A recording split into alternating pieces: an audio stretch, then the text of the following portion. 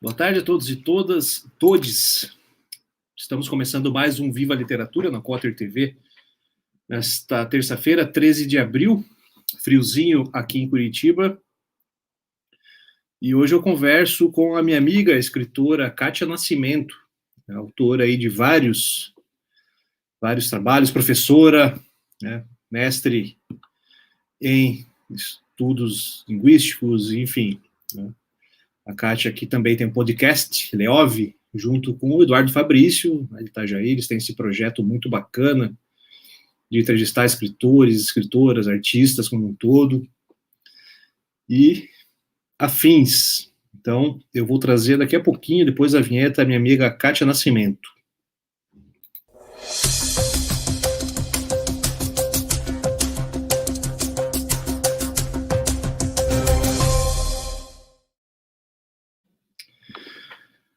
Muito bem.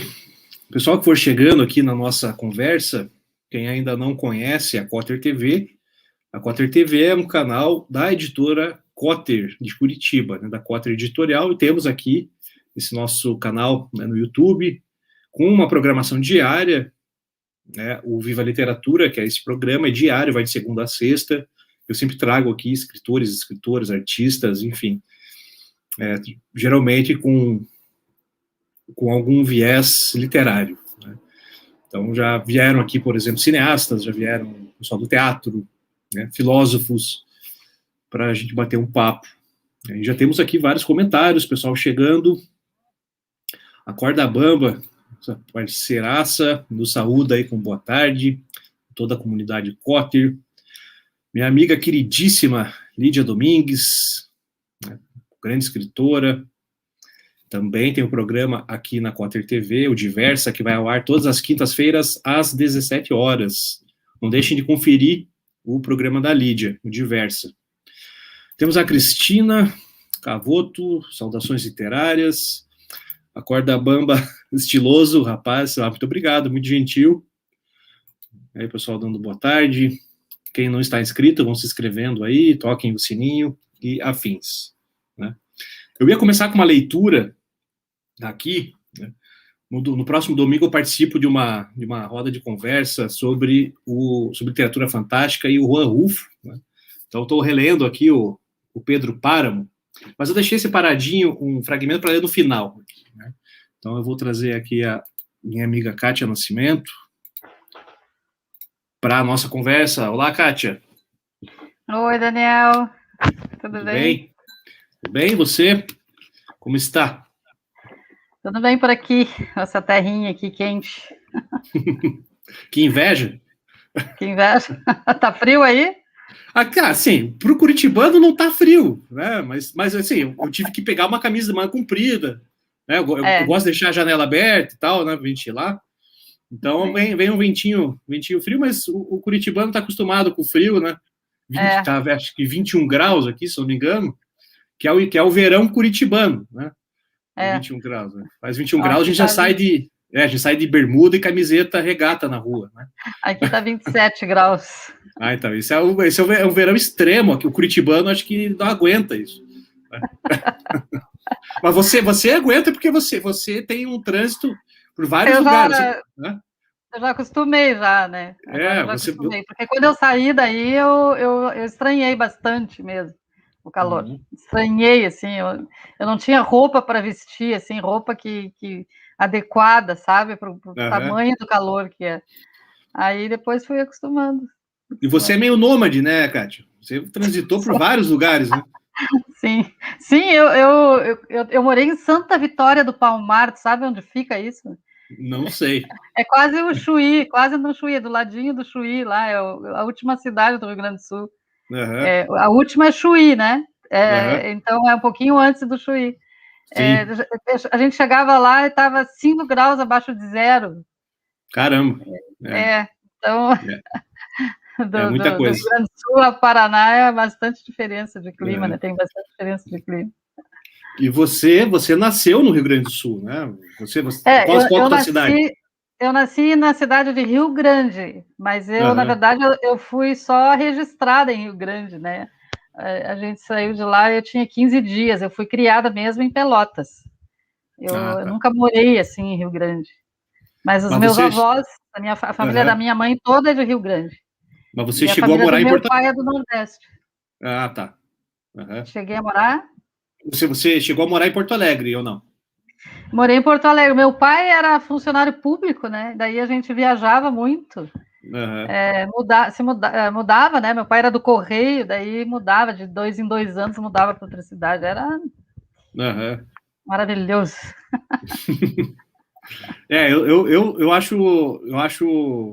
adoro viajar, né? Eu e a Diana, antes dessa pandemia, a gente sempre viajava, sempre que possível. Sim. E ela também, meio nômade, né? Ela nasceu em Santa Catarina, veio para cá e tal, morou fora. Eu não, eu nasci aqui, morei aqui a vida inteira e vou continuar morando. Né? E vou continuar morando. E vou continuar morando. Né? E no Boqueirão, né? Que é o meu bairro, onde eu cresci a vida inteira e vou morrer aqui.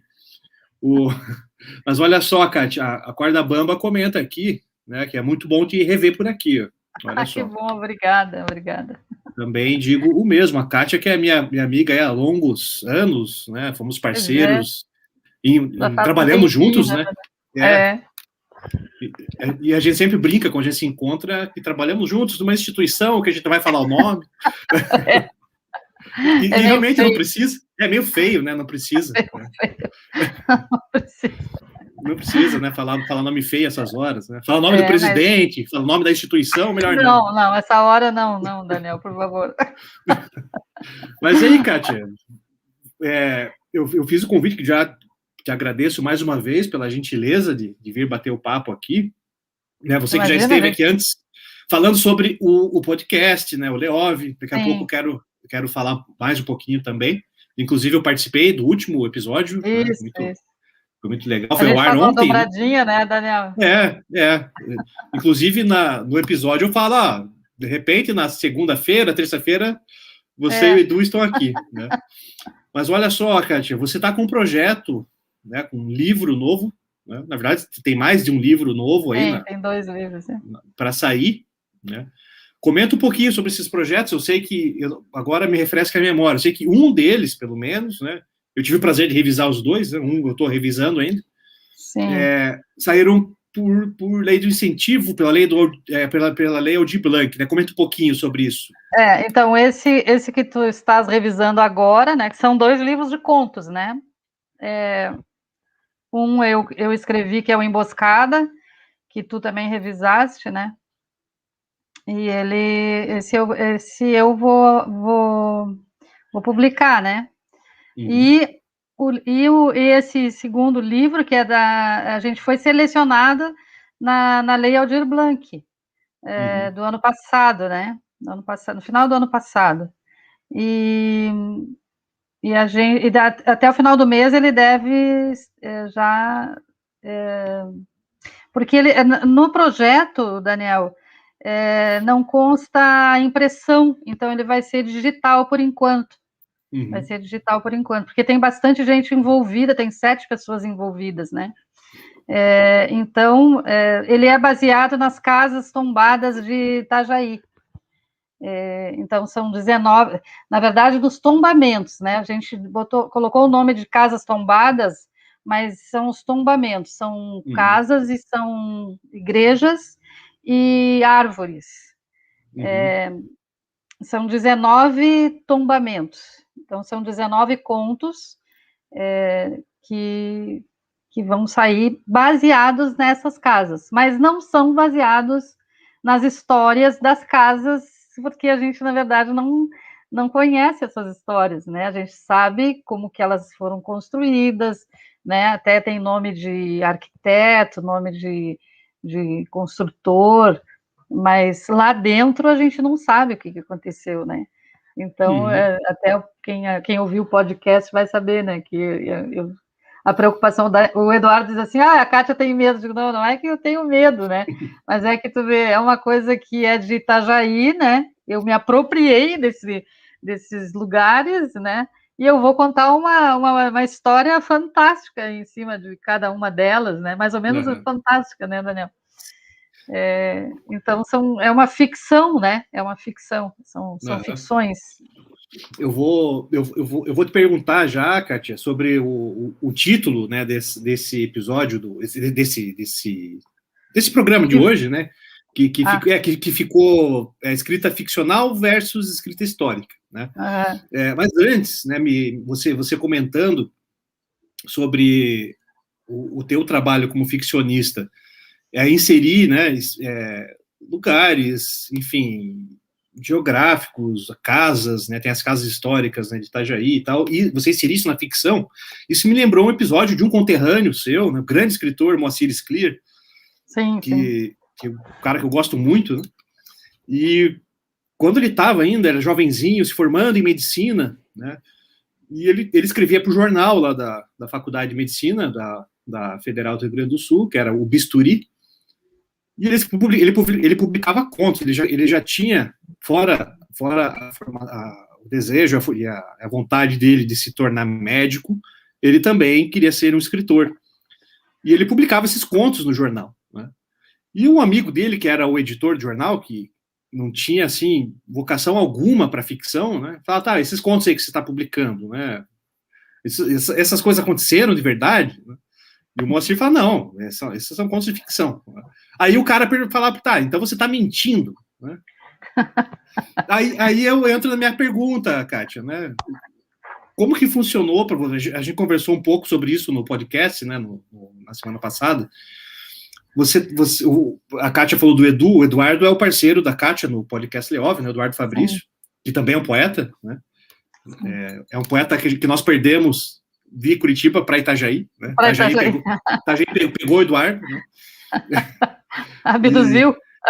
Que inclusive foi seu aluno, né, Kátia? O Eduardo foi meu aluno. Naquela instituição.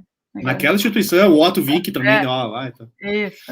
Mas você comentou que estava assim, como você falou, não necessariamente com medo, né, de ter alguma represália, ainda mais, né, sobretudo você não sendo natural de Itajaí, né, mas como é que funcionou para você, assim, pegar elementos da realidade, lugares geográficos, você faz descrições precisas, né, de casas, de ruas, de um clube, e a partir desse pontapé inicial, né, da realidade, entra a sua mão de ficcionista. Como é que você dosa as duas coisas nesse trabalho especificamente? Eu costumo fazer assim, ó. Eu sempre, inclusive é uma coisa que eu falo muito para os meus alunos, assim. Primeiro joguem a ideia no papel, né? Então, eu vou falar de novo a história da guria que morreu por causa da agulha, né? Então, vou dar um spoilerzinho, né? Porque, na verdade, tem muito mais coisa em volta disso. Essa era a ideia que eu tinha era essa, né? Mas, então, eram muitas casas. As casas, elas são muito antigas. Eram muito antigas. Essa história da menina que morreu por causa da agulha, ela é muito antiga também. Então, ela caberia numa daquelas casas, né? Então, como que eu vou fazer isso? Escrevi como foi que aconteceu essa história, como que ela morreu, né? Aí depois tu faz todo aquele cenário em volta dessa história. Mas eu sempre faço isso, eu coloco a ideia principal que eu tenho, assim, vou escrevendo. Aí depois de 800 vezes, aí eu acho que está mais ou menos bom. É muito complicado isso, né? Muito complicado. Eu, pelo menos, sou assim, eu nunca acho que tá bom, né? Nunca acho que tá bom. Hoje até estava falando para um colega aí. Tá, mas como é que tu dá o ponto final? Não sei, eu acho que nunca tem um ponto final, sempre tem uma coisa para fazer, né? Mas uma hora vai ficar melhor, né? Uma hora vai ficar melhor. Né? Mas o texto melhora com o trabalho, né? Você entra e mexe nele. Né? Tem que reescrever, né? Eu acho que, na verdade, o trabalho é a reescrita, né? Que a escrita é isso, é jogar, né? Depois a gente vai reescrevendo. Mas as ideias me surgiram assim, sabe? Muitas coisas que eu conhecia já, histórias que eu conhecia, que eu vivi, inclusive, ou que me contaram, né? Meu pai era um contador de histórias, acho que eu já comentei isso aqui, né? Meu pai era um contador de histórias. Meu pai, ele foi telegrafista da Marinha. Olha. Então, ele sentava com a gente e dizia assim, ó, numa ocasião, em 1953, aconteceu isso e isso. Quando ele dizia numa ocasião, a gente já sabia que em menos de uma hora tu não ia sair dali, sabe? Então, ele sempre tinha uma história, sempre tinha uma história. A gente perguntava para a mãe se a história era verdade, né? E a mãe dizia, ixi, não vai atrás do teu pai. Então, a gente não sabe o que era, o que não era. Mas ele era um nordestino de uma família de 18 filhos. Nossa. Então, pensa, se cada um tem uma história, olha quantas histórias, né? A gente não conheceu essa família, né? Eu pelo menos, que eu sou a mais nova, não conhecia essa família, né? Então fica sempre tudo muito suspenso, né? Mas a vida dele era um suspense mesmo. O que é um dos baratos também, né? Ficar essa névoa, você não sabe se aconteceu, se não aconteceu. Isso a gente acaba levando para a literatura, né? Sim. Mas veja só que interessante, né? Você é filha de uma gaúcha e de um nordestino, que são, assim, o Rio Grande do Sul é um celeiro, né, de grandes contadores de história, a começar pelo Érico, né, claro, né, eu citei aqui o Scliar, tem vários outros, Samuel Ravé, né, Dionélio Machado, a própria Letícia Wychowski, né, que fez A Casa das Sete Mulheres, que é um belo romance. E no Nordeste tem vários também, né, nos vários estados no Nordeste, Bahia, né, começar pelo Jorge mesmo, enfim, Jorge Amado, e outros tantos, assim, né, então você vem de duas meu famílias. Meu pai era poeta, né? Meu pai escrevia poesias. Ele me deixou, na verdade, um material bem vasto, assim, dele. Ele escrevia, ele chegou a escrever para um jornal lá em Pelotas, quando a gente morava lá. Ele escrevia contos, né? Meu pai tem uns contos, assim, interessantes, de que meu avô também era telegrafista, e daí ele tem uns contos que ele fala sobre quando o Lampião chegou na cidade, e o meu avô pegou esse telegrama, alguém mandou o telegrama dizendo que o Lampião estava chegando na cidade. Pensa uma coisa dessa. Que legal. Ele escreve essas histórias, escrevia. Mas, olha, você falou do Lampião, não sei se o pessoal consegue ver aqui na estante, tem o Lampião e Maria Bonita aqui, ó. É mesmo, então tem aqui na minha estante aqui. Mas olha só, antes da gente continuar, temos um comentário muito legal aqui do Mauro Aparecido. Ele fala aqui, você, Kátia, né, ó, a senhora Kátia acabou de me inspirar com título para cada conto que escrevi. No momento certo, revelarei. Olha só que interessante. Muito bom. Né? Muito bom. Revela aí, Mauro, não esqueça. E, ó, o Mauro, a gentileza só, ele ainda comenta, né, que essas entrevistas só somam minha atração das tardes. Que maravilha, que bom que está nos vendo aqui. É verdade, Mauro. Muito legal. Eu concordo contigo. Tantas notícias deprimentes. Ruim, né? Que bom que está aqui. E a Corda Bamba lembra para o pessoal se inscrever no canal, curtir, compartilhar, enfim. Né? Mas muito legal. Eu acho legal que tudo isso que está acontecendo de ruim, né? A gente parece que não perde o foco, né? Porque a gente foca na literatura, né? E aí a literatura é tão vasta, porque a gente lê, a gente estuda, a gente escreve, né? Sim, sem dúvida. É verdade. A gente ouve outras pessoas. Eu ouço muito outras pessoas, muito, muito, muito. Sempre que eu tenho oportunidade, eu ouço outros escritores. Eu gosto bastante de fazer isso. Que isso acaba possibilitando um monte de troca, né? Sim. A arte como um todo, não só a literatura, né, causa a troca de ideia, troca de opinião, troca de impressão, enfim. Né? Claro. É um dos objetivos aqui também, né? Nós já está trocando figurinhas aqui, né? Como diz o Raul, né? O nosso parceiro aqui de Kotlin, né? Acaba ficando um papo de comadre, né? A gente mas é bom, né? Trocando. Sim, é muito bom. Quando tu dissesse, tô terminando de passar o café, digo, que vontade me deu de fazer um papo de comadre mesmo, tomar um cafezinho com bolo de tarde. É verdade, bem coisa de casa de vó, assim, né? Olha, a Lídia dizendo aqui que vocês dois sempre me... que bom, Lídia. Lídia parceiraça. A Lídia, inclusive, que já esteve também no podcast, né? Sim, e a gente também esteve contigo, né? Nós duas estivemos contigo. Sim, as duas estiveram aqui, juntas, né? O Mauro Aparecido diz aqui que, olha, adora o jeito prolixo do Érico. Então, o Érico, sabe que lá, quando eu comecei a fazer faculdade, eu não gostava de ler Érico Veríssimo porque eu achava assim, meu Deus, ele para dizer que tem uma árvore no meio da rua, ele conta do Brasil, do estado, da cidade, de tudo, né? É um troço. E aí eu tive uma professora de literatura que era estudiosa do Érico Veríssimo. Uhum. Em Cruz Alta, porque eu comecei a fazer minha faculdade na cidade do Érico Veríssimo. Cidade do Érico, sim. E ela tinha doutorado sobre o Érico Veríssimo, né? Uhum. E aí daí eu me apaixonei pelo Érico Veríssimo. Aí comecei a ler o Érico Veríssimo, né? Aí comecei a descobrir as histórias do Érico Veríssimo na cidade, né? Porque a cidade não tem nada. Só tem a casa do Érico. Tem a casa do Érico, que era um museu, que é um museu, né? Tem as coisas dele lá, máquina de escrever, óculos, essas coisas. E tem a farmácia, que a família dele era dona e que ele trabalhava na farmácia e se escondia atrás do balcão para escrever, né? Uhum. Sim, não sei se sabe essa história, tem história. Não, essa eu não sabia. Ele se escondia, né? A história da farmácia lá é uma história meio danada, assim, de família, né? Que o pai dele dava as coisas, dava os remédios para as pessoas, né? Aí faliu. Ele não vendia, ele ficava com pena das pessoas que não tinham dinheiro e dava remédio para as pessoas. Sim. Mas todos a maioria dos prédios, nem tem muito prédio lá, né? Porque é uma cidade pequena.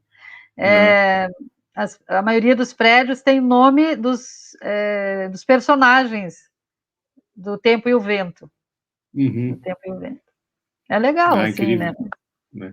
Mas ele mesmo dizia que a cidade não valorizava ele, né? Então ele passou a ser valorizado depois que morreu, né? Que também meio cedo ele foi para Porto Alegre, né? Acho que ele não chegou a produzir muito, né, na cidade dele, né? Tem Cruz Alta, né? E depois ele foi para o exterior também, né? Ficou bastante tempo. O Luiz Fernando Veríssimo, acho que foi, se eu não me engano, ele foi alfabetizado, né? Nos Estados Unidos, né? Acho que foi. Sim. Tem aquele livro que ele conta que é Solo de Clarinetas, que ele conta essa história. Inclusive, o Theo Lima, que está nos vendo aqui, ele acabou de dizer, né, que ele adorou o solo de clarineta. Tá aí, né? Sim, também adoro esse livro. Também. Mas eu lembro que eu acho que tem uma coisa bem interessante nesse livro, que é quase no final do livro, ele diz que ele gostaria de saber o que o filho dele pensa dele. E tu vê como são as coisas, né? Como o tempo muda as pessoas, né? Porque ele tinha uma impressão que o Luiz Fernando Veríssimo não gostava dele, aquela história de família, assim, né? E hoje a coisa é o contrário, assim, né? O Luiz Fernando Veríssimo, sempre que pode, fala do pai e tal. É verdade. Mas eu acho que ele morreu sem saber disso. Pois é. Mas eu lembro quando eu li pela primeira vez o Incidente Antares, né? E aquilo me impressionou muito, assim, né? Principalmente aquele final, né? Que o pai tá andando com o menininho, né, de mão dada, e tem alguém pichou, né, o muro, escrevendo liberdade, e é um final super metafórico, né? Sim. O livro foi publicado em 71, plena ditadura militar, muito, muito interessante. Mas aí, Cátia, eu queria voltar, então, para o projeto, né, do livro. O livro já tem um título, você já pode revelar? Como é que é? O título vai ser... se até o final, né, do livro continuar, mas a princípio é Das Pedras, o nome do livro. Das Pedras. Porque são pedras, né? São pedras, e das pedras a gente tira essas histórias, né? Sim. A capa também está sendo bem bacana, bem legal, que vai ser pela Traços e Capturas, né? Pela Traços e Capturas, a gente, não sei se eu já falei, do André Soltal, né? André Soltal e a Gica Voit, e é bem legal porque eles fazem um trabalho conjunto, assim, né? Bem bacana, junto com o autor, né? É bem legal, bem legal. Vai ser pela Traços. Legal. Os dois livros saem pela Traços, né? Os 2 livros, a Emboscada também vai sair pela Atrasos. Vai sair pela Atrasos. E fala um pouquinho, então, Kátia, sobre esses textos, né, que compõem o livro, né? Então, são vários espaços aí, como a gente falou já, da cidade de Itajaí, que você explora. E eu sei que tem também um trabalho com imagem, né? Também vão fotos aí. Ah, né? Sim. Então, ele tem as fotografias, né, das casas, que foram feitas pela Beatriz Moiana, e tem a parte da arquitetura, né, que é da Júlia, que é arquiteta, né? Ela faz todo um estudo a respeito das casas. Então, vai ter, assim, as fotos, o conto, e a parte sobre a arquitetura das casas, dos lugares, enfim, né? Então, vai ser um livro bastante substancioso, assim, né? A gente está gostando bastante. Eu estou gostando, assim, desse processo, né? E o processo de escrita, já que é um livro, assim, tem prazo para cumprir, né? Porque foi com captação de recurso, né? Da Lei Aldir Blanc e tal, e tem prazos, né? E você acaba escrevendo, às vezes, assim, quando se tem prazo, né? No furor, assim, tem que cumprir, tem que entregar. Como é que está sendo essa produção? Como é que foi tudo isso? Eu acho horrível.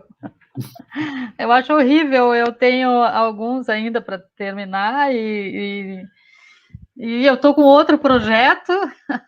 Eu estou com outro projeto e estou com, né, sabe, essa intermediação, assim, fica, e agora? Eu faço isso, eu faço aquilo, né? E eu acho horrível, assim, eu ter prazos. Eu não gosto muito de ter prazos. Acho que ninguém gosta, né?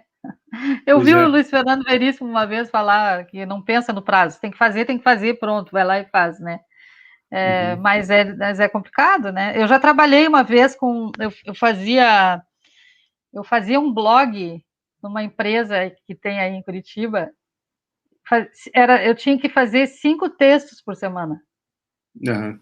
Então, enquanto eu não tinha, e era sobre educação, e aí eu tinha que ter ideias, né? Ideias para aquilo ali, né?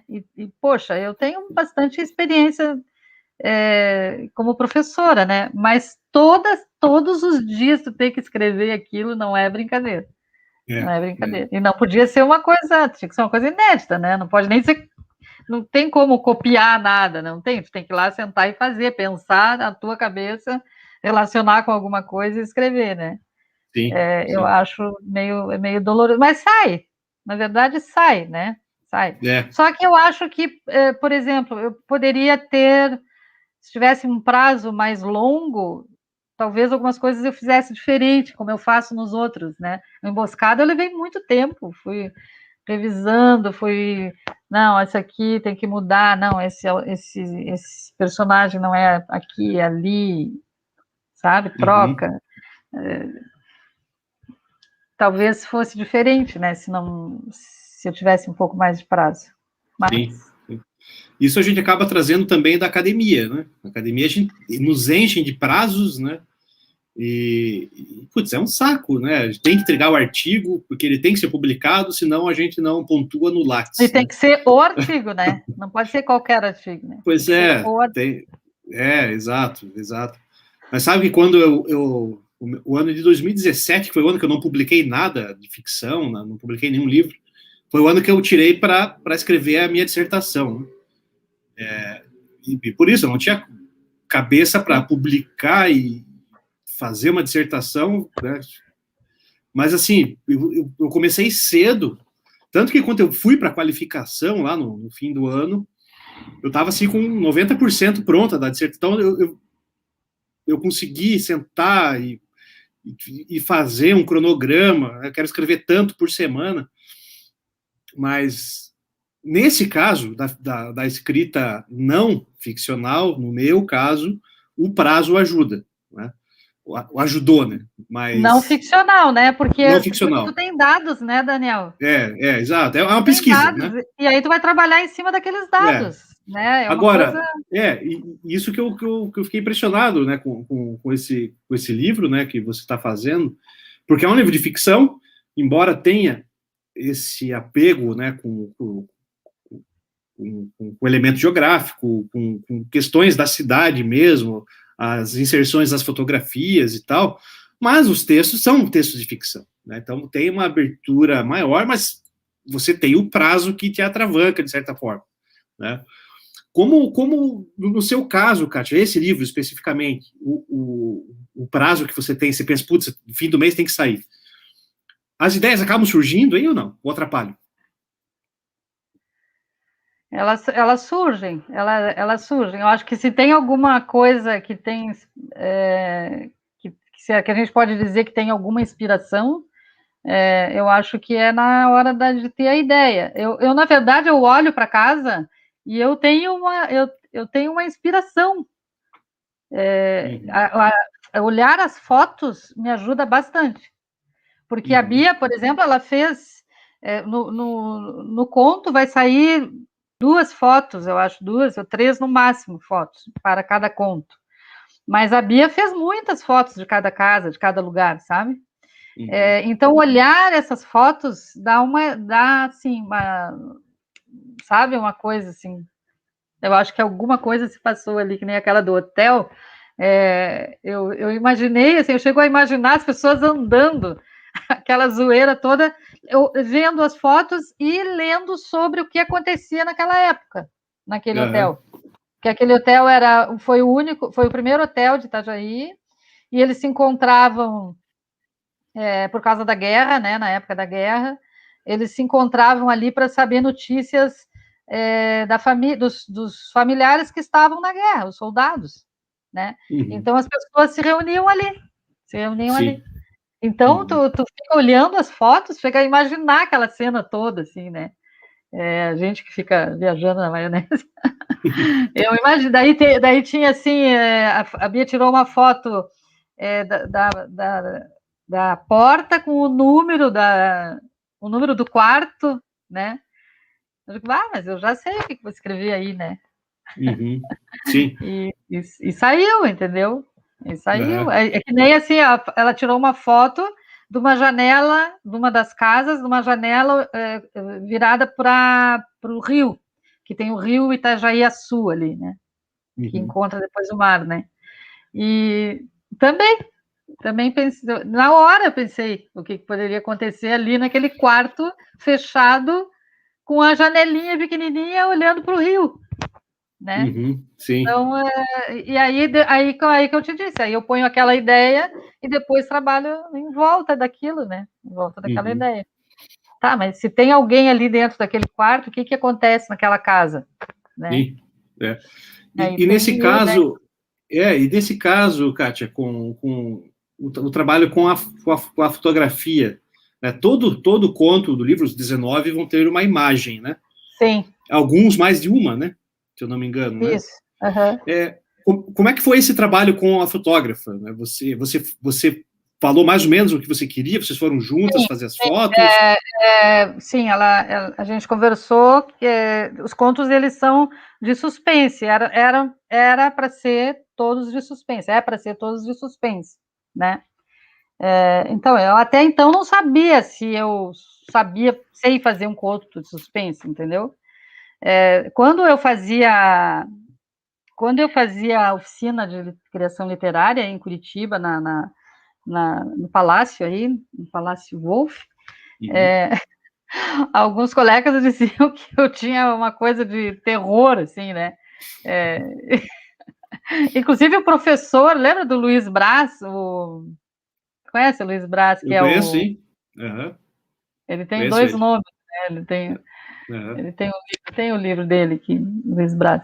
Ele disse, tu tens que ler Allan Poe, porque tem uma coisa assim, sinistra aí, né? E eu leio bastante até Allan Poe. Eu tenho o Allan Poe aqui, ó, vou te mostrar aqui. Você tem aí. Com o corvo em cima. Com o corvo, feito por um artista aí de Curitiba, Chico Azevedo. Legal. E então sempre alguém me dizia uma coisa assim, né? Mas quando eu escrevia, eu não pensava que ia ser isso, né? Então, este trabalho foi um trabalho em que o propósito, o objetivo é escrever textos de suspense, né? Então, contos de suspense. Agora, tu me diz se eles são de suspense ou não, Daniel. Sim. Tu que lê a maioria deles. Não, eu acho que você foi muito bem sucedida. Se havia, né, antes de começar o projeto, essa intenção, né? Sim, todos têm esse elemento, né, do suspense, do horror, né, do Poe, do horror, né, tem elementos do fantástico também, que dá para identificar em um ou outro, né? Sim. Né? Mas olha só, tem um comentário bem interessante aqui do Marcelo Amorim, já vai voltar ao livro. Ele pergunta ali o seguinte, ó, ele abre aspas, esse não sabe se aconteceu ou não, né, que eu falei, né, é muito bom para o leitor de ficção, né? Daí ele pergunta para você, mas Kátia, o que seus contos ficcionais podem ajudar um pesquisador da história de Itajaí ou não pode ajudar? Aí depois ele diz, ó, a pergunta não é necessariamente, não é uma crítica, né? Ela tem a ver com um projeto de mestrado centrado em biografias ficcionais. Ah, legal. Ó, interessante. E aí, Kátia, você acha então, que ajuda olha, ou não? Então, de biografias ficcionais, o Emboscada vai te ajudar mais do que esse. O Emboscada vai te ajudar bem mais do que esse. Mas esse não tem nada a ver, nada a ver. Eu não falei com uma pessoa que poderia ter morado naquela casa, contado alguma história, nada. Foi tudo... Porque pensa uma coisa, 19 contos, imagina se eu fizesse romances naqueles... Eu não consigo, eu acho que o meu perfil não é para isso, assim, meu perfil, né? Eu não saberia escrever um romance meloso, uma história de amor, a pessoa que saiu da igreja, tem aquele conto que eu escrevi da igreja, né, Daniel? E o pai descobre uma coisa, eu não vou dar spoiler, né? Pois é. O pai descobre alguma coisa. Eu não escreveria um final que ela, ao invés do pai descobrir o que ele descobriu, não, aí ela pega e casa com o moço e vai ser feliz para sempre. Eu não escreveria isso, assim, sabe? Eu acho que não é meu estilo. Acho não, tenho certeza que não é meu. Mas você, Kátia, você tem esse estilo de narrativa, não, né? Mas você tem a mão de romancista também, né? Você é uma prosadora, né? Majoritariamente, embora você flerte no outro livro, você faz meio que um livro híbrido, né? Tem conto e tem poema, né? Você meio que mescla, né? Cada conto e um poema. Mas você tem a vida mística de Eugênia, que é o seu romance, né? Sim. Ou seja, você tem uma verve de romancista, né? Eu tenho, mas nunca que vai ser feliz para sempre no final. Não. Não. Eu acho que não. Pode ser, quem sabe, um dia. E a questão da poesia, a poesia eu não sei. Aí a poesia, eu não sei o que acontece comigo com a poesia. O conto eu estudo, né? Tu sabe que eu estudo contos, eu estudo romance, eu estudo mesmo, né? Que eu gosto de estudar isso. Mas a poesia eu não estudo. E eu fiz o livro de contos e poesia, mas a poesia está lá, assim. Não sei o que é que significa, entendeu? Sim. Ela, às vezes, ela vem simplesmente assim, sabe? Eu já vi muito poeta falar isso. E eu, às vezes, que critico, né? Digo, como que é, né? Não, mas a pessoa quebra a cabeça para escrever um poema, né? Sabe que a pessoa quebra a cabeça para escrever um poema. Difícil. Então, por isso que eu não digo que sou poeta, não. Você é a Lídia. A Lídia disse que não é poeta também. Eu acho que ela esconde o jogo. Ela deve ter um monte de poema guardado. Não, eu gosto de mostrar até para dizer isso, assim, sabe? Porque eu gosto de jogar com essas palavras, com as coisas. Eu gosto das palavras mesmo, sabe? Eu gosto de... Sim. E é uma coisa interessante também, né? A gente pensar. Se falou tanto já sobre gênero, né? E tanto, a exaustão, que é um tanto irrelevante de pensar e se preocupar tanto com qual gênero a gente vai trabalhar. A gente trabalha com a escrita. Claro, né? claro. É claro que a gente vai descobrindo o que a gente quer num projeto ou outro, óbvio, né? No seu livro, você sabe que você tem que trabalhar com narrativas curtas, ok. Né? Mas no outro livro, no Emboscadas, né, você acertadamente, né, inclusive eu comentei, inserir o texto mais poético no meio das narrativas. Eu acho que funciona super bem. Porque há uma unidade ali, né?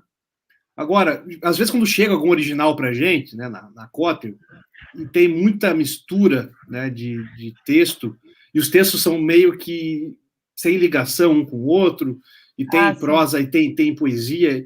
Aí, assim, eu tendo a sugerir, né, para o autor, ou separa em sessão, porque para ficar, talvez, fazer um pouco mais sentido para o leitor, né, ou faz livros separados, né, faz livros só de prosa, enfim, né. Mas no caso, quando há um projeto de um livro híbrido, né, aí eu acho ótimo isso, né.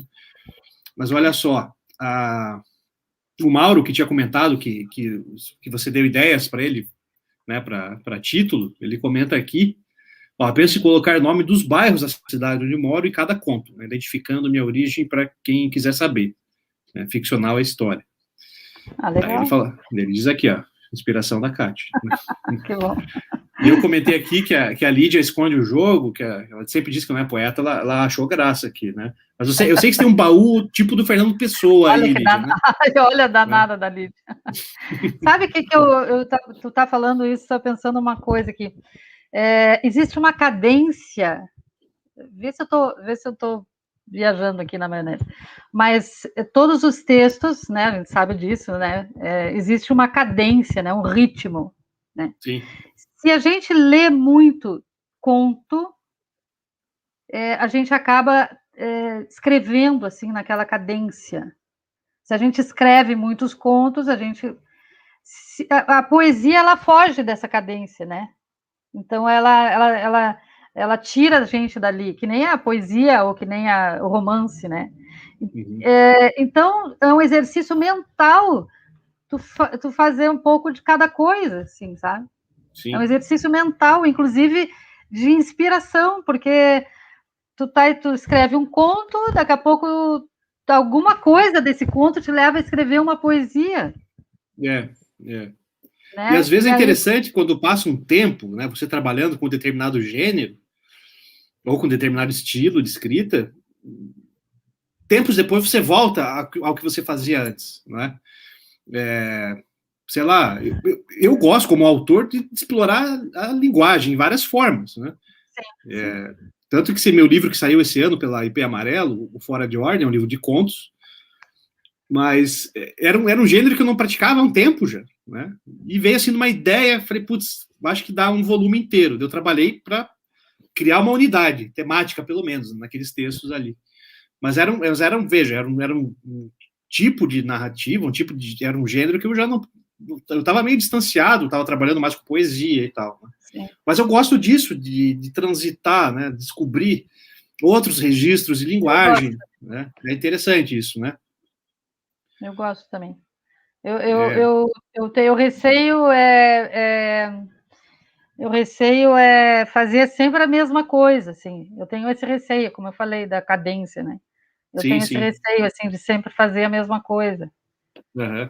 E por outro lado, né? Eu ouvi esses dias o Luiz Antônio de Assis Brasil falando. Alguém perguntou para ele assim. Faz 25 anos, parece, que tem aquela oficina permanente de literatura, né? Uhum. Em Porto Alegre. E alguém perguntou assim para ele: o senhor se arrepende de ter sido de alguma forma lá no início? E ele disse: hoje eu não diria que as pessoas não devem escrever advérbio, por exemplo. Uhum. Né? Porque eu dizia, não pode, fica feio, fica isso. Hoje eu já não falaria isso. Uhum. Né? Então, tu vê, a escrita, as coisas elas vão evoluindo, né? Vão se modificando, né? Sim, sim. Enquanto evoluem, se modificam. Mas há pouco a gente comentou sobre prazos, né? e o problema, às vezes, que isso traz. Tem um escritor, eu acho que eu comentei aqui uma vez, né? Tem um escritor inglês, né, que é o Samuel Johnson, eu acho que é século XVIII, sei lá, e ele sempre comentava, né, ele é um cara que escrevia poesia, escrevia prosa, peça de teatro, e dava as conferências, né, em Cambridge, não sei o quê. E uma dessas conferências ele dizia, acho que ele foi perguntado sobre ele também escrevia no jornal, ele foi perguntado sobre os prazos, né, e ele comparou, o escritor de ficção, né, o artista, aquele cara que trabalha com o registro estético, né, do texto, ele tem que pensar nisso, ou melhor, ao contrário, o jornalista, né, quando você tem o prazo para entregar no outro dia e tal, o autor tem que pensar que ele vai ser enforcado no dia seguinte, né?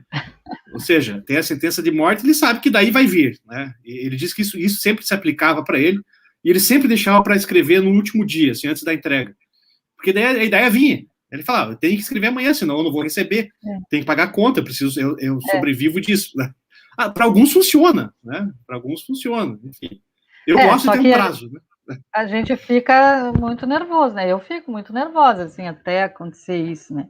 Sim. Mas eu acho, já me aconteceram outras coisas, assim, que eu tive que não fazer texto ficcional. É a primeira vez que eu trabalho com prazo, assim. Mas outras coisas que eu tenho que fazer, que escrever, e daí aparece justo aquele blog que eu falei que eu trabalhava, às vezes de manhã cedo, eu levantava e agora tem que escrever. Vai ter que sair, eu tenho que entregar isso hoje, daqui a pouco. E saía, entendeu? Sim. Sabe que na época da graduação, né, algumas coisas eu fazia assim, né, de um dia para o outro, porque na minha cabeça, né, saía melhor, e algumas coisas saíam melhores mesmo.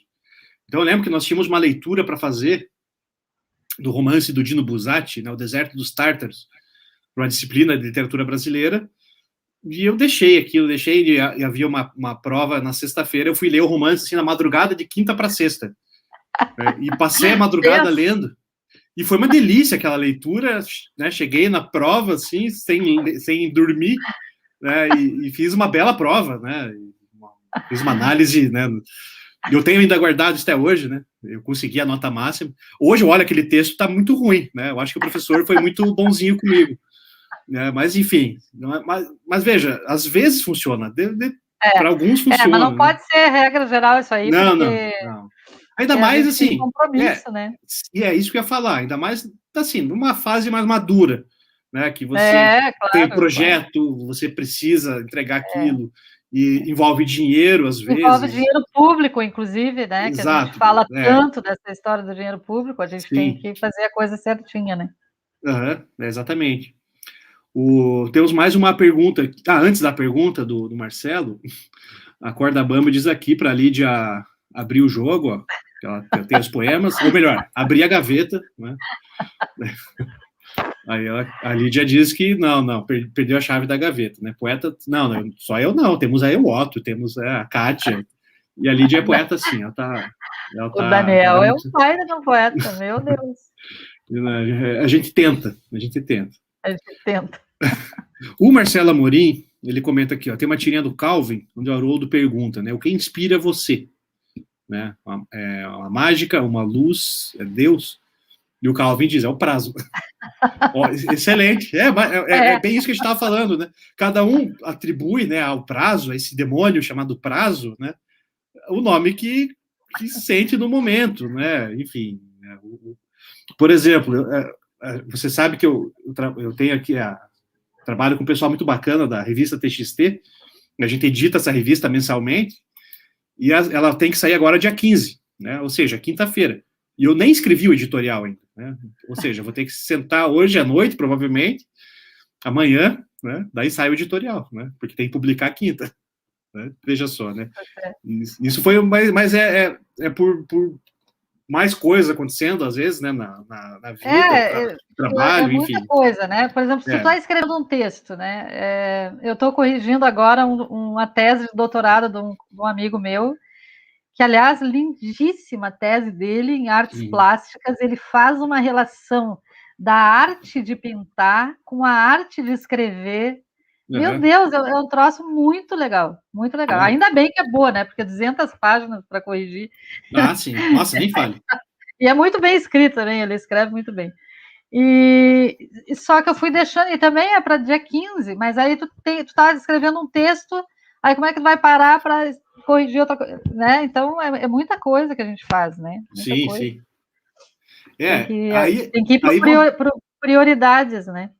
Sim, e aí vão aparecendo assim as outras coisas do trabalho, né, do dia a dia. E sempre aparece um autor, né, pedindo um texto de orelha, né, um prefácio. Quem será? Quem será? Não, tem vários, né? E assim, eu dificilmente recuso assim um convite desse, né? Sim. Mas às vezes a gente tem que recusar, às vezes. Daniel, eu também tenho meu trabalho, não posso esquecer que eu trabalho. Tenho trabalho. Fora isso, né? Eu tenho a faculdade que eu dou aula. Sim, então. Fora o trabalho em sala. Né? Kátia, a gente está chegando no fim. Eu queria que você comentasse um pouquinho.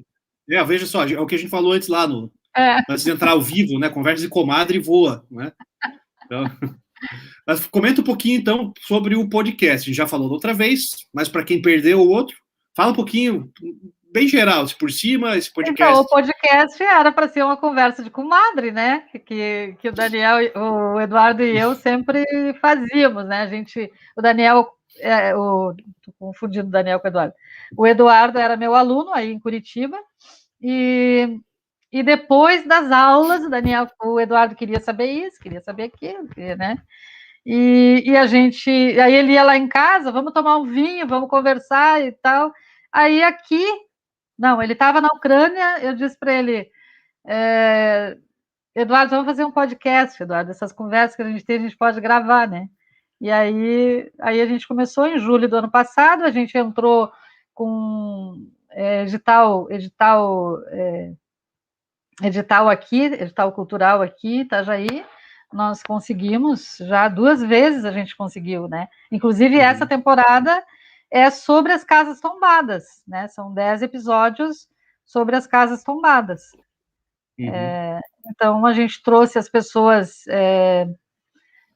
que fazem parte do projeto, e agora a gente está finalizando falando sobre ficção, né? Para fazer essa diferenciação, que os textos que vão sair não são baseados em histórias que aconteceram naquelas casas, né, naqueles lugares.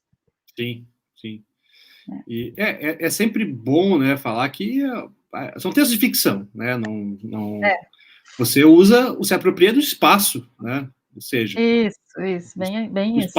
O espaço geográfico. E mesmo assim, quando você utiliza o espaço geográfico na ficção, ele deixa de ser real, né? Não é mais real, é um espaço ficcional. Né? Por exemplo, é muito diferente, né, do que fez o Otto mesmo, o Otto Wink, né, no romance Que Fim Levaram Todas as Flores, que ele faz um romance histórico, né? Ele usa nomes, né, exatos de lojas, tudo, né? E coloca os personagens fictícios ali, né, caminhando por um espaço real, né? Eu fiz muito disso também no livro de contos, né, sobre o signo da noite, Curitiba, dou o nome das ruas, exato, tal, mas tem um conto lá, que é As Duas Vizinhas, que eu falo de um edifício que tem numa rua aqui em Curitiba, Rua Nilo Cairo, que não existe um edifício como aquele na Rua Nilo Cairo, né? Então aquele edifício ele foi inventado, não tem aquele prédio ali, né? Não existe um prédio ali, né? E isso são coisas que a ficção nos permite fazer, não é, Kátia? Que é bem legal, né? Porque eu posso inventar o que eu quiser, né? Claro. Né? Tanto que você pega esses, no seu livro, né? Você pega as casas, os lugares, as ruas aí de Itajaí, e constrói narrativas, como você falou antes, né? Com esse tom de suspense, e alguns com um tom de fantástico, né? A ficção permite tudo isso, né? E o cara que não quiser entender isso, né? Paciência, fazer o quê, né? Que nem a vida mística de Eugênia, né? Que tem muito de fantástico, né? A pessoa diz, não, mas com quem que ela está conversando? Ela está conversando com o espírito? Ela está conversando com o eu dela, o alter ego, sei lá o quê, né? Então, na verdade, tu é que sabe, você está lendo, o leitor é que que dá uma caracterização para isso, né? Sim. Não eu, né? Eu diria que tudo o que a gente vai fazer depende do projeto que você se propõe, né? Por exemplo, amanhã eu vou entrevistar aqui um escritor conterrâneo seu, né? O Marino Boeira, que ele fez um belo romance, né? Que chama Brizola e Eu, esse livro aqui, né? Que saiu pela Cota. É um romance histórico, né? Sobre o Brizola, a trajetória do Brizola, desde da campanha da legalidade, lá em 61, passa pela ditadura militar, até a anistia e tal. Só que ele cria aí uma espécie de alter ego dele, né? Que é o Márcio Garcia, é um personagem fictício, né? Só que, assim, a proposta, né, de um livro como esse, por exemplo, né, que é pegar um recorte histórico da história do Brasil, não caberia, por exemplo, talvez, né, não ficasse bom nesse tipo de narrativa, colocar elementos fantásticos, né? Nesse caso, né? De repente o Brizola, sei lá, vira um zumbi, né? Como tem um filme, né? Que o Lincoln é um caçador de zumbis e tal. Sei lá, um negócio muito graça, né? Muito hollywoodiano. Né? Eu morei na cidade que nasceu o Brizola. Meu filho nasceu na cidade que nasceu o Brizola. Interessante, olha só. Carazinho. Exato. Interessante. Carazinho. Mas também é uma cidadezinha de nada, assim. Quando eu fui morar em Carazinho, quando a gente foi morar em Carazinho, era proibido falar do Brizola, porque foi bem na época da ditadura que ele tinha sido exilado. Sim, ele estava fora do Brasil, né? Ele voltou, acho que em 79, né? Foi. Uma abertura, né? Então, eu fui para lá em 73. E a gente queria saber, e aí todo mundo dizia, não pode falar aqui, não pode falar do Brizola. Sim, imagino. Imagino. Olha só, o Mauro, você deve lembrar disso, Kátia, né? O Mauro, ele pergunta o nome do edifício, do Olhar e os Lírios do Campo. Eu não vou lembrar. Se alguém lembrar aqui. Lá do Érico. Lá em Cruz Alta. Ele pergunta se alguém lembra do nome do prédio, né? Que tem lá no... do livro. Do livro. Eu não vou lembrar. Ali há muitos anos. Também não lembro. Mas então, Kátia, a gente está chegando no final. Deu aqui 1 hora de papo de comadre, né? Meu Deus, Daniel. Tu nem passou o teu cafezinho para cá. Eu tomei, sabe que eu sou uma draga para café, né? Eu vou tomando por isso que eu durmo às 3, 4 da manhã, né? Sim. Então, eu queria te agradecer, Kátia, a conversa deliciosa. Sempre um prazer, né? Falar contigo. Estamos distantes geograficamente, mas sempre em contato. Né? Mas sempre perto, né, Daniel? Que bom. Isso é ótimo. Eu quero que você deixe aí o meu abraço para o André Soltal, sei que é seu vizinho, né, a Dica. Hoje, inclusive, faz 30 dias que ele renasceu, né? Renasceu. Eu vi no Facebook lá. O André que deu um susto na galera aí, né? E tá aí, firme e forte, com a editora, tá escrevendo. O André é um dos colaboradores da revista TXT. O André é o primeiro que envia o texto, nunca atrasa. Né? O André é o sonho de todo editor, assim, tal, que aqui o texto entrega com antecedência. Não precisa ficar incomodando, né? Ficar cobrando e tal, né? Mas é isso, Kátia. Muito, muito obrigado e assista o programa amanhã. E é com o seu conterrâneo. Ou seja, vai falar sobre literatura. Essa história é bem bacana, eu quero assistir. Vai ser legal a conversa. E um abraço para você e fique bem, hein? Obrigada para todo mundo que está assistindo aí. Tem como que é? O Marcos, né? O Mauro. Mauro, a Lídia. Isso. Um abraço para vocês. Tá bom? Tchau. Valeu, Kátia. Até mais. Pessoal que nos acompanhou até agora, muito obrigado pela gentileza dos comentários, da audiência. E foi muito legal, né? Conversa ótima aqui com a minha amiga Kátia Nascimento, escritora, autora do romance A Vida Mística de Eugênia, e de 2 livros de contos que estão no prelo aí, né, quase saindo pela editora Traços de Capturas, lá de Itajaí. Tá? Tive o prazer e o privilégio de revisar os 2. Um tá prontinho lá, e o outro a Kátia ainda está trabalhando, né, nos textos. E sim, assim que os livros tiverem sido lançados, aí a Kátia volta aqui para comentar, né? E aqui o comentário final do pessoal, a Lídia, né? O Mauro, eu que agradeço, Mauro, legal a tua participação aí. Corda Bamba, valeu, como sempre, parceiraça aí. Né? Corda Bamba que faz um tour por todos os programas da Cota TV, muito legal isso. Né? É isso aí, então.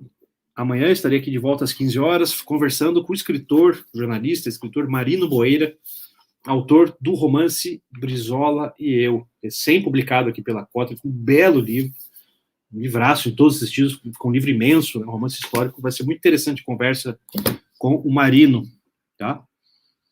E é isso aí. Então, tem a petição para um abaixo-assinado, né, o Raul comentou isso ontem, sobre a petição, né, da não taxação dos livros, né, que é um projeto dessa coisa horrenda chamada Paulo Guedes, né, que decidiu retomar esse projeto de desmonte, né, da divulgação de livro, porque, segundo ele, quem lê são os ricos, né? Então não há problema nenhum, né, do 12% lá, tá? Então, assim, é uma coisa tão surreal, tão absurda, né, desse cara chamado Paulo Guedes, dessa excrescência chamado Paulo Guedes, que às vezes a gente fica até sem ação, né? Mas está rolando uma petição, está rolando abaixo-assinado, a gente pode sim se envolver nisso, e deve se envolver nisso, tá? Então, procurem, é só digitar lá abaixo-assinado contra a taxação, né, dos livros. Vai aparecer lá, assina, eu já assinei, já compartilhei, e Corda Bamba aqui dizendo, fora Bolsonaro, fora Paulo Guedes, bando de pulhas, né, de genocidas, e, enquanto isso, os impostos das armas, é verdade. Aqui o Mauro ainda comenta sobre o megalodonte. Tá, megalodonte, nunca ia lembrar, que bacana. Tá? Mas é isso aí, gente. Então, procurem, né, se informar sobre esse abaixo-assinado que está rolando, tá? A partir de amanhã eu vou deixar aqui na descrição, né, do vídeo, vou deixar aqui na tela, né, o link. É só entrar, bota o nome, é super rápido, e você já compartilha, tá? Então, venceremos, e fora bando de genocida, fora fascistas, fogo nos fascistas. Até amanhã, um grande abraço a todos, todas e todes.